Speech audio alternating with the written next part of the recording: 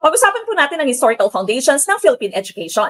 During the pre-colonial period, o bago po dumating yung mga dayuhan, informal ang naging uri ng edukasyon. Kalasan po natatanong sa LET, ang goal ng education during the pre-colonial period.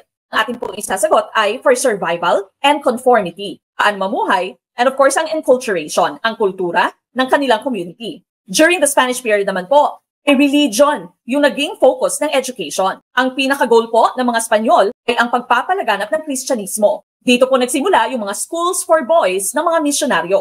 During the American period naman po, ay nagkaroon na ng free public education.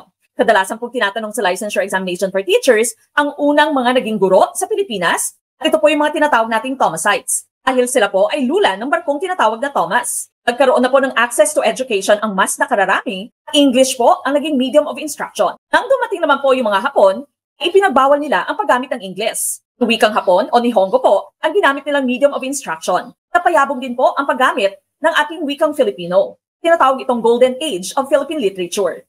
Naging focusin po nila yung love of labor, tech-voc, ay influence ng Japanese education. Pagkatapos naman po ng digmaan hanggang sa kasalukuyan, ay democratization na po ang naging focus ng ating education. Tignan po natin kung masasagot na natin ang tanong na ito. Ito po si Coach Mek ng Gurong Pinoy na nagsasabing maliit man na butil ng mga kaalaman, ang dulo nito ay malaking kaginawaan.